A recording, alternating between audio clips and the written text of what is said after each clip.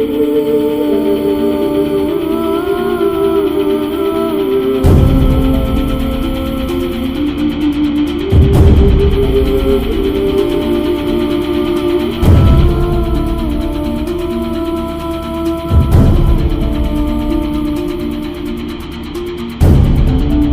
పట్టణంలో జరుగుతున్న ఉమ్మడి ప్రకాశం జిల్లా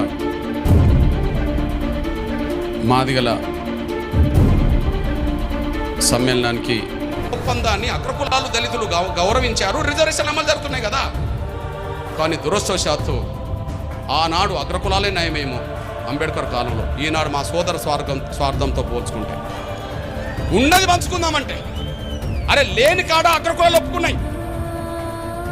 అంబేద్కర్ కాలంలో లేని కాడ అగ్రకులాలు ఒప్పుకున్నాయి గాంధీ నాయకత్వంలో. గవ్వే ఇప్పుడు రిజర్వేషన్లు అనుభవిస్తున్నాం అందరం కలిసి.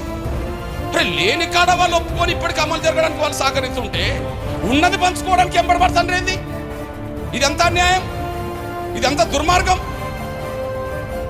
ఇది ఎంత అన్యాయం. 30 ఏళ్ళ ఎందుకు పాఠం చేయాలి? 30 ఏళ్ళు